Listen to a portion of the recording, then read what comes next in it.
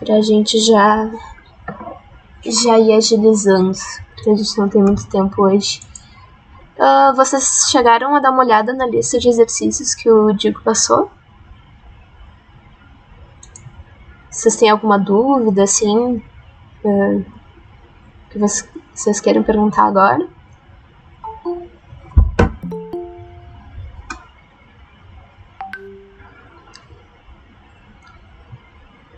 Foi de boas? Ah, que bom. Que bom. Então, nenhuma dúvida, sim? Não tiveram nenhuma dificuldade com as questões? Quero umas questões mais tranquilinhas, assim. Acho que essa última era mais complicada. Mas, no geral, acho que estava tranquila a lista.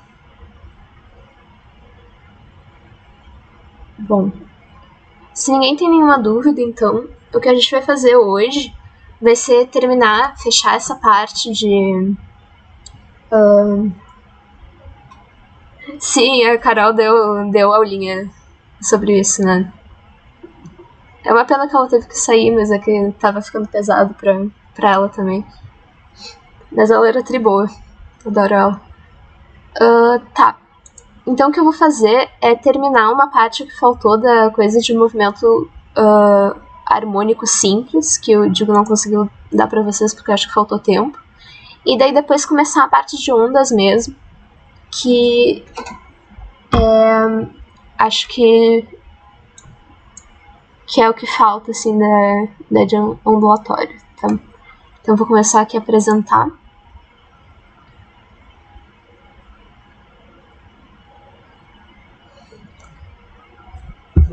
E daí, qualquer coisa, se vocês tiverem dúvidas, escrevam aí no chat, que eu tô com o celular olhando. Ou então falem mesmo, que é até mais fácil pra mim, pelo menos. E desculpa que a formatação dos slides não tá bonitinha no formato do Educa, que eu não tive tempo de converter eles ano passado ainda. Então, só pra relembrar, assim, rapidinho, o que faltou falar sobre o movimento harmônico simples, que é aquela coisa dos pêndulos e do movimento da massa e da mola, quando a gente tem uma oscilação, assim, que ela faz uma oscilação periódica, a gente faltou falar da energia mecânica, certo? E como que ela fica quando a gente tem um movimento dessa forma. Então, só relembrando aqui, a energia mecânica, ela é composta de vários tipos diferentes de energia, certo? E as principais que a gente vai trabalhar são a energia cinética, certo? A energia cinética é de movimento, né? Então essa é a energia relacionada com a velocidade do corpo, o movimento dele. Então a expressão para energia cinética é a massa vezes a velocidade ao quadrado sobre 2, tá? Isso aqui é só para relembrar, a gente não vai fazer conta sobre isso, é só para vocês terem em mente que quantidades estão relacionadas com cada uma delas, certo? Depois a gente tem a energia potencial, certo? Que a gente chama de potencial porque ela não está sendo usada para fazer um movimento, mas ela está sendo armazenada mais ou menos no corpo. Daí a gente tem uma energia que corresponde à altura do corpo, que é a energia potencial gravitacional, que é mgh, certo? H é a altura do corpo, que é a energia que é armazenada num objeto que está num lugar alto e que é liberada quando ele cai, certo? E daí depois a gente tem a energia potencial elástica, que é a energia que vem da deformação de um corpo, certo? Então, por exemplo, quando a gente aperta uma mola, ela vai ser deformada e essa deformação vai guardar energia. E daí, quando tu soltar a mola vai ser lançada, né? Ou vai empurrar a tua mão. E essa energia aqui, ela depende do quanto que tu tá deformando a coisa, tá? Então, é uma constante aqui, que é uma constante que daí depende do material, vezes x ao quadrado sobre 2. X aqui é o quanto está sendo deformada aquela mola. Isso aqui é só para dar uma relembrada, tá? E daí a questão é como que fica a energia mecânica quando a gente tem um movimento assim, né? Que a gente tem um movimento de ida e vinda, certo? E o que vai acontecer, tá? Aqui a energia mecânica total, ela vai ser sempre a mesma, tá? Ela vai ser conservada. Por que isso? Porque a gente não tem nenhum atrito, nem nada que faça a gente perder energia, tá? Então, o que vai acontecer é que, numa situação dessas, a energia cinética e a energia potencial elas vão ir se transformando uma na outra junto com o movimento, certo? Elas vão ir convertendo uma na outra periodicamente, junto com o movimento que ela está fazendo. Então, por exemplo, se a gente pegasse o corpo aqui, na posição B, a gente pegou a bolinha, levantou ela, tá? E vai largar. Ela começou aqui. Imagina que vocês estão segurando a bolinha ali mais alta, certo? Ela começou com uma velocidade 0, ela começou parada aqui, tá? E ela começou numa altura maior, tá? Então aqui, nesse ponto aqui, a gente tem V0. Isso quer dizer que a energia cinética é igual a 0. Mas a gente tem uma energia potencial aqui. Uma energia potencial gravitacional que depende dessa alturinha, tá? Daí depois a gente larga essa bola e ela vem aqui para essa posição, por exemplo. O que vai acontecer aqui é que daí a altura ela vai estar no nosso ponto 0, por exemplo. Vamos fingir que aqui é o chão, tá? Então a energia potencial gravitacional vai ser 0. Mas agora ela tem uma velocidade, ela ganhou velocidade quando ela começou a descer. E daí a gente vai ter uma energia cinética diferente de 0, tá? O que aconteceu aqui? A gente tinha energia potencial gravitacional, certo? Que estava armazenando energia nessa altura que ela tinha. E a gente não tinha velocidade. Daí a gente soltou ela e permitiu que ela descesse. E enquanto ela vai descendo, ela vai convertendo essa energia potencial gravitacional dela em energia cinética, então ela ganha velocidade. Então, e daí o que acontece quando ela começa a subir de novo, tá? O que acontece é que a gente vai perdendo energia cinética e ganhando energia potencial gravitacional. Até que toda a energia cinética que ela ganhou quando desceu aqui se converta de novo em energia potencial gravitacional, então ela fica de novo com aquela mesma altura que ela estava aqui e com a velocidade 0, porque ali é onde ela para e inverte, certo? Então ela vai subir, vai perder velocidade, ganhar altura, perder energia cinética e ganhar energia potencial gravitacional, até ela ficar só com energia potencial gravitacional e 0 de energia cinética, que daí é quando a velocidade é 0. E daí ela vai começar a cair de novo. Então a gente vai subir, ganha potencial gravitacional, perde energia cinética, daí depois vai descer e vai ganhar energia cinética e perder energia potencial gravitacional. E ela vai fazendo isso, oscilando desse jeito, certo?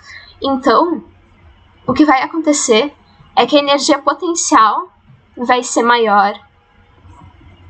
Ela vai ter energia potencial nas pontas aqui do movimento, máxima, e ela vai ter energia cinética máxima aqui no meio, certo?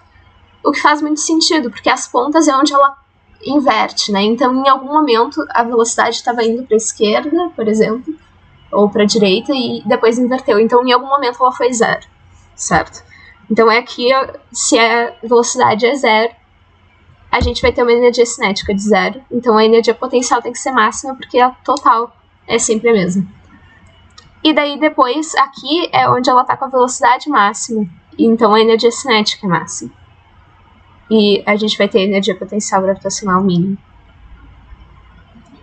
Faz sentido, né? Quando a gente pensa nesse jeito, nas energias convertendo uma na outra, a gente consegue entender um pouquinho como é que funciona assim, a questão do movimento. Porque a velocidade é sempre máxima aqui no meio, e daí ela fica 0 aqui nas pontas.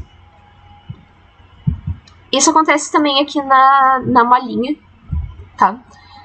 O que acontece é que daí, em vez de ter energia cinética e energia potencial gravitacional, a gente tem energia cinética e a energia potencial elástica, né? Então, quando a gente puxa, por exemplo, o negócio e mantém ele ali, ele vai ter energia potencial elástica, mas ele não vai estar se movendo. Ele vai ter energia cinética 0. Daí a gente larga e deixa a força puxar ele de volta.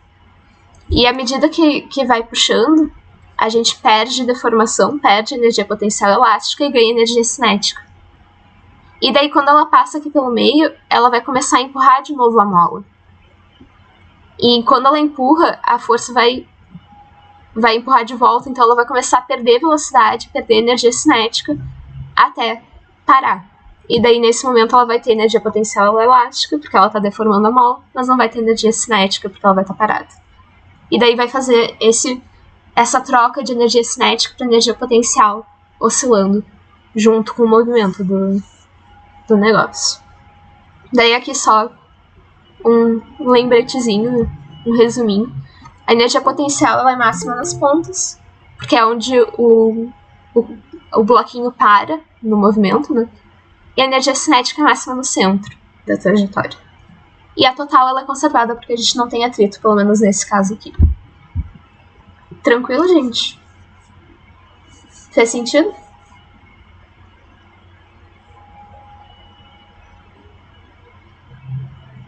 Tá, que bom.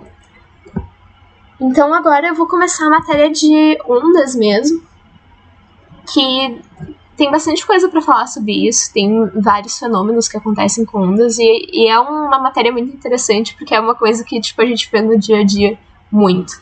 Praticamente todas as nossas comunicações, e a luz, e o som, tudo que a gente usa para se relacionar com o nosso ambiente envolve ondas de algum jeito. Então é uma matéria bem importante, assim, e que costuma cair no Enem bastante, porque eles gostam mais dessa coisa de aplicabilidade, né? Então, a gente vai começar agora. Primeiro, o que é uma onda, tá? A definição dela é uma definição meio... Tipo, se parar pra pensar, tá, é um fenômeno periódico que se repete no tempo. Isso também não me diz muita coisa, assim. Mas, basicamente, ela é uma perturbação, ela é uma mudança, certo? Que ela se repete no tempo, então ela vai ser igual ao longo de intervalos iguais, certo? Se acontece uma vez por segundo, eu vou manter essa a cada segundo fazendo a mesma coisa. Que nem acontece num movimento harmônico simples, certo? E o importante sobre ela é que ela transfere energia ao longo de um meio, né? A energia é o que a gente precisa para fazer as coisas funcionarem, para fazer as coisas mudarem de comportamento, para afetar o mundo à nossa volta, né? Então, as ondas são coisas que permitem que a gente faça isso, certo? Elas transferem energia ao longo de um certo meio. Aqui nesse exemplo, eu estou transferindo energia cinética ao longo de uma corda, certo? Eu estou movendo a corda aqui na ponta, para cima e para baixo, e eu estou fazendo com que os átomos ao longo de toda a corda vão se movendo junto com esse movimento. Então essa energia cinética está sendo transferida nessa direção aqui ao longo dos átomos da corda, certo? Então exemplos aqui, eu citei vários que a gente vê no dia a dia. As ondas da água, eu acho que quando a gente pensa em onda, a primeira coisa que vem na nossa cabeça é essas ondinhas que se formam na água quando a gente toca na superfície. O som, ela é uma onda, certo? É uma onda mecânica, que nem a gente vai ver agora, em que as moléculas de ar elas vão empurrando umas às outras periodicamente, né? Por isso que o som ele tem uma frequência. Wi-Fi, luz, ondas eletromagnéticas no geral, ondas de rádio, são todas ondas eletromagnéticas, que são muito importantes, né, para o nosso dia a dia. Então, uma coisa que é muito importante de sempre ter em mente sobre as ondas é que elas transferem energia, tá? Mas elas não transferem massa. Que é outra coisa que a gente, às vezes, tem uma ideia meio errada, porque a gente pensa as ondas na praia e a gente pensa, não, mas a onda ela tá vindo na minha direção e tá levando água com ela. E, na verdade, não é bem isso que acontece. O que acontece é que a água ela tá subindo e descendo no formato da onda. Mas a onda não tá arrastando as moléculas de água junto com ela. Então, por exemplo, aqui tem ondas na praia.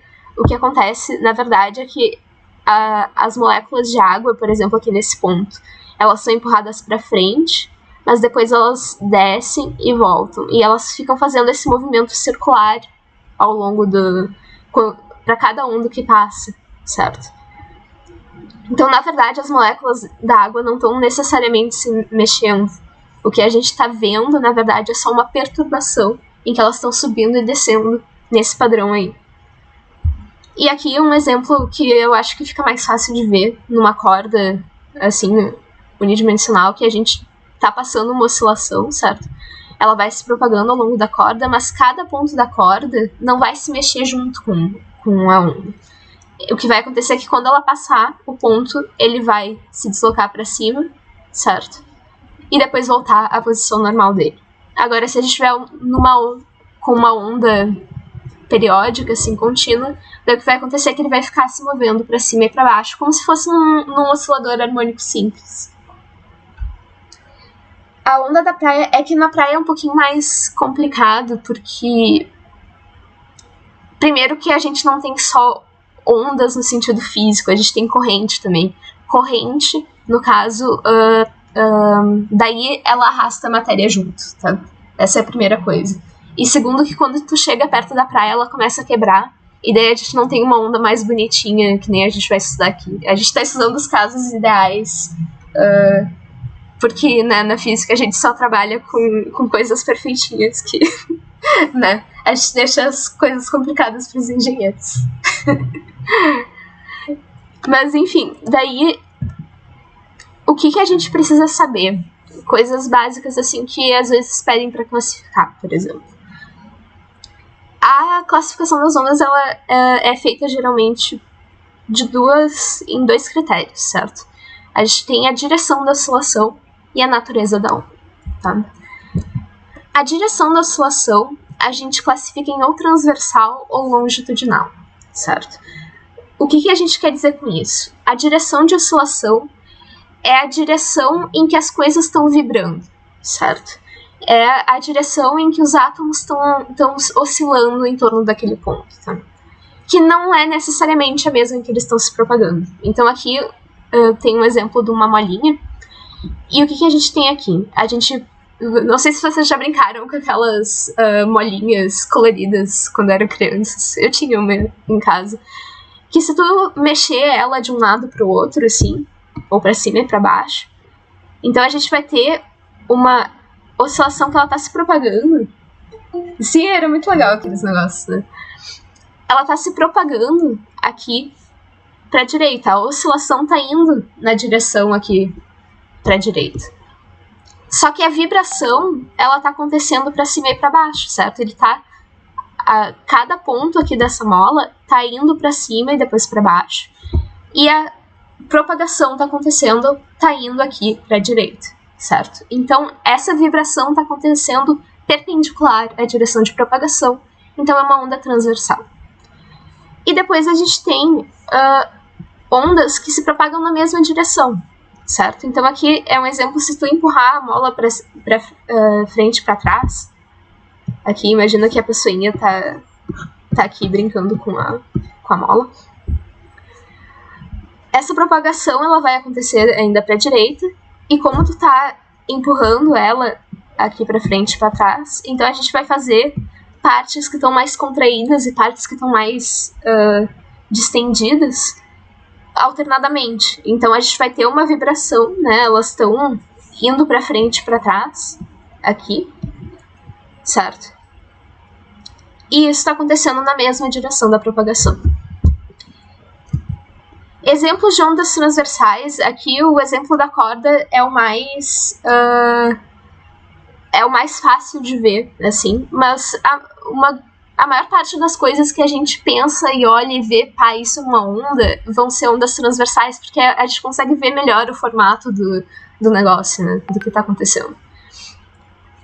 E daí aqui a gente tem, por exemplo, ondas na água, que aqui caiu uma gotinha e fez essa perturbação.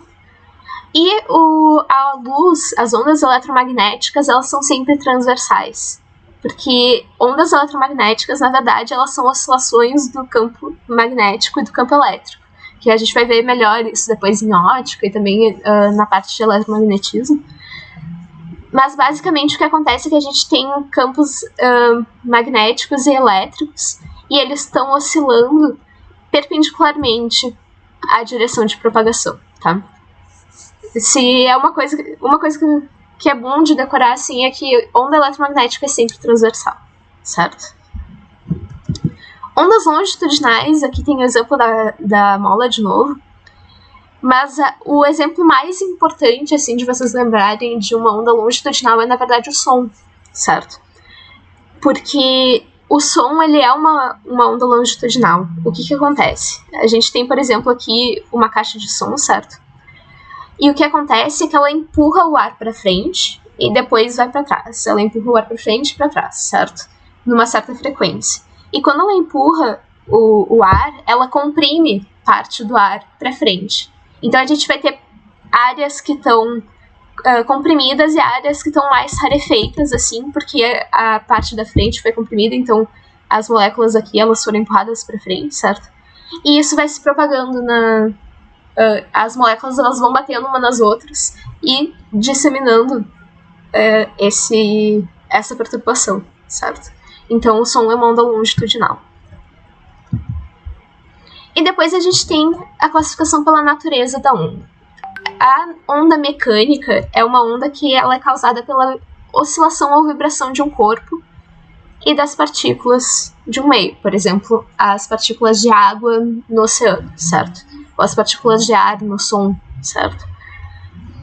O que é importante é que ela precisa de um meio, tá? Ela não consegue se propagar no vácuo, porque o que propaga uma onda mecânica é as moléculas batendo umas nas outras e passando a perturbação para frente, basicamente. Entendeu? Então ela precisa de um meio para se propagar. A gente não vai ter propagação do som, por exemplo, no espaço, no vácuo, porque não tem moléculas para passar essa perturbação para frente. Já a onda eletromagnética, ela é uma oscilação de campos. Ela não precisa de moléculas presentes para se propagar. Então, essas ondas eletromagnéticas elas conseguem se propagar no vácuo, por isso que a gente consegue ver o Sol, por exemplo. E as ondas eletromagnéticas são sempre transversais, lembrem disso.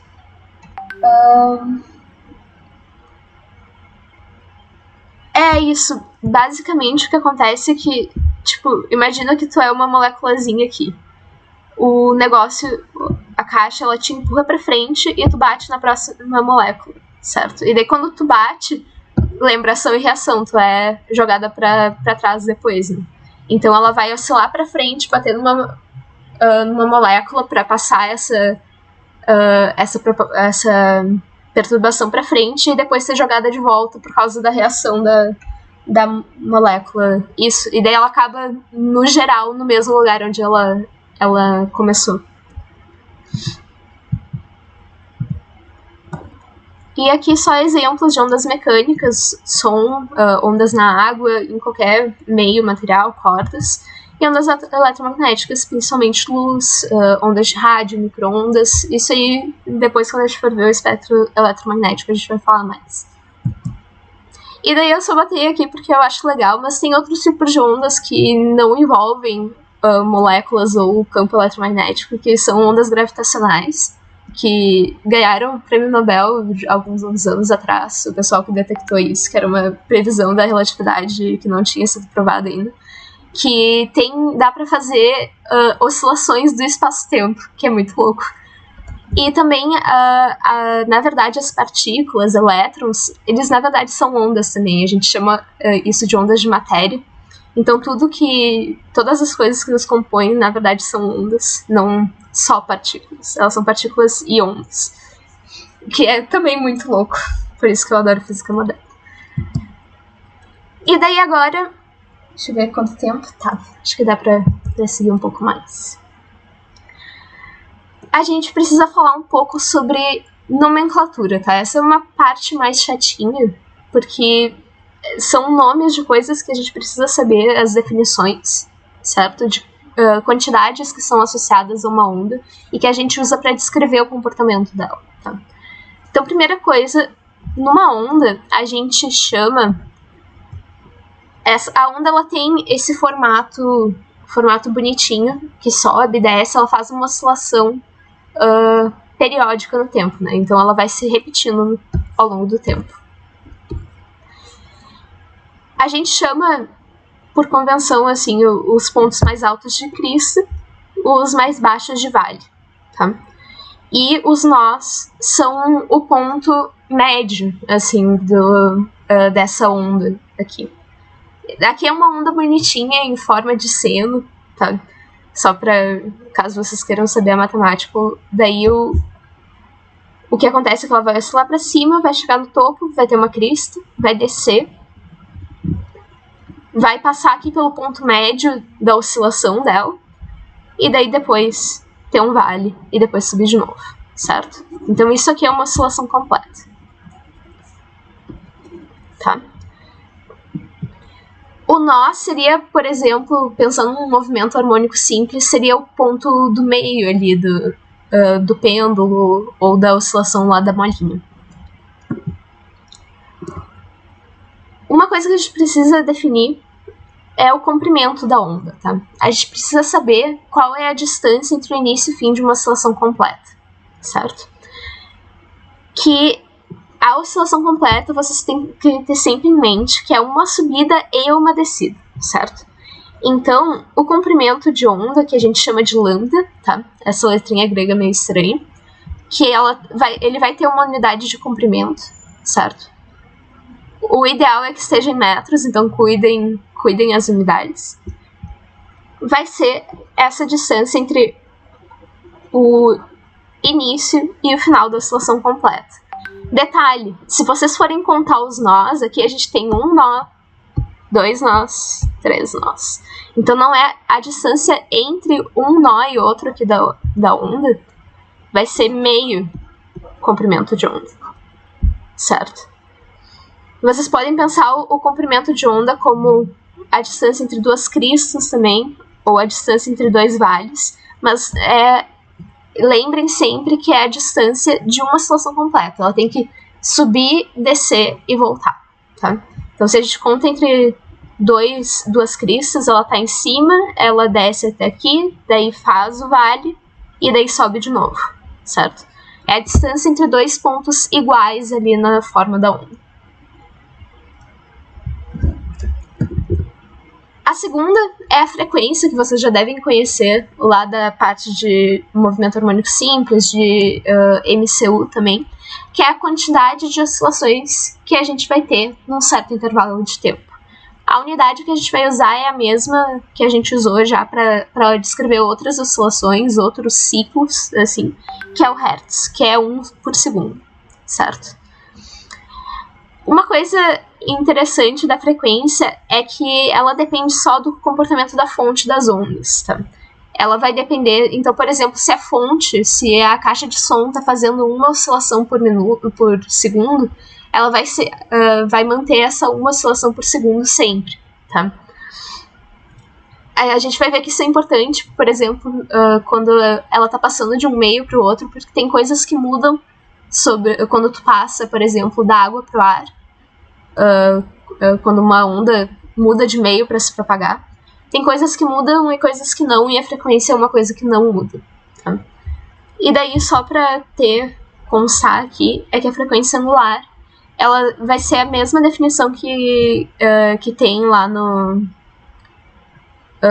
movimento circular também, que é 2π vezes a frequência. O período também já é um velho conhecido de vocês, é o intervalo de tempo que a gente precisa usar. A frequência angular na onda daí é uma coisa um pouquinho mais abstrata, porque a gente não tá fazendo um círculo, né? Mas é que, na verdade, essas ondas aqui, quase todas as ondas que a gente tá trabalhando, tá? Em geral, a gente está trabalhando elas como senos e cossenos, tá? Então, na verdade, a gente está trabalhando com ângulos também. Ela tem mas isso é uma coisa muito abstrata, não se assustem, tá, gente? Então, na verdade, isso aqui seria, por exemplo, seno de ômega t ou cosseno de ômega t mais alguma outra coisa, sabe? Aqui seria um pouquinho deslocado, então ignora, mas o formato delas são senos e cossenos, e o ômega seria essa quantidade aqui que nos dá a velocidade com que ela está oscilando. Mas isso é uma coisa de matemática, tá? Não precisam se focar muito, porque na real as questões de ondulatória quase nunca vão pedir essa frequência angular. Tá?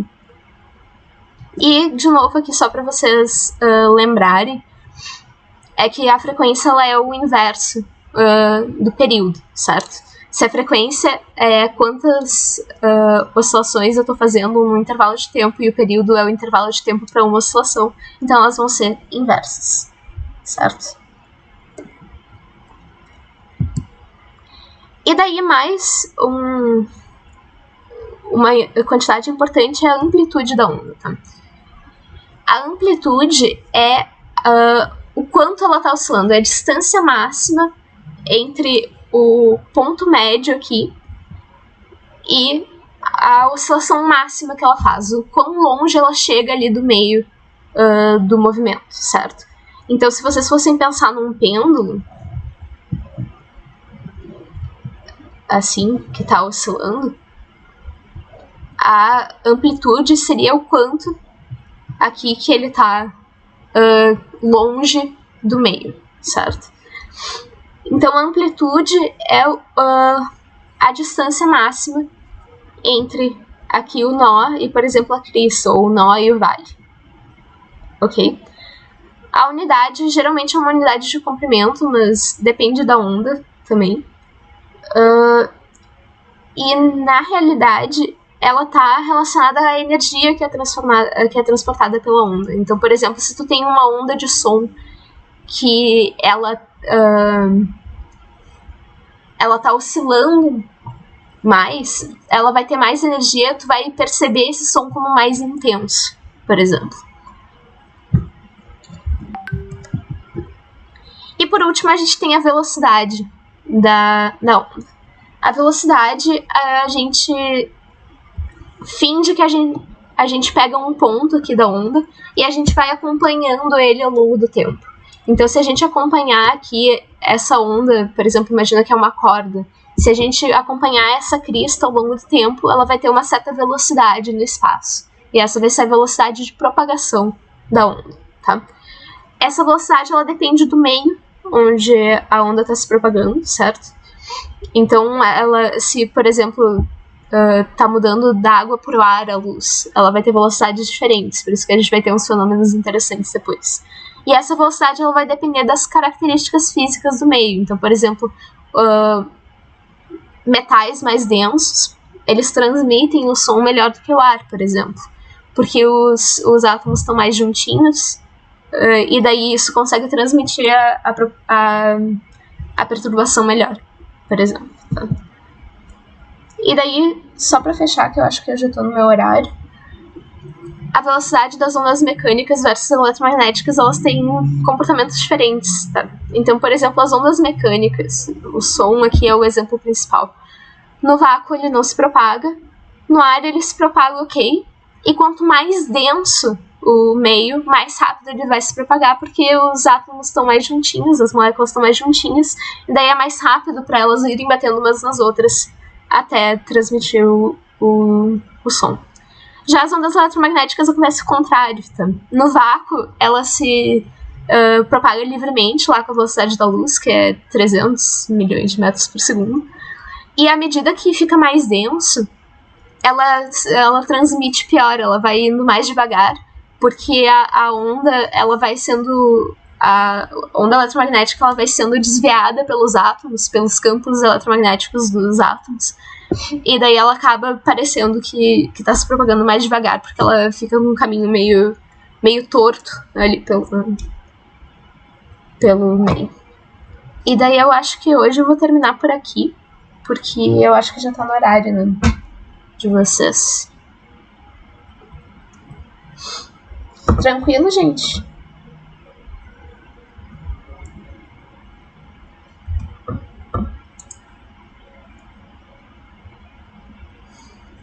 Certo. Então amanhã a gente continua essa matéria daí. Boa noite pra vocês. E se cuidem, tá?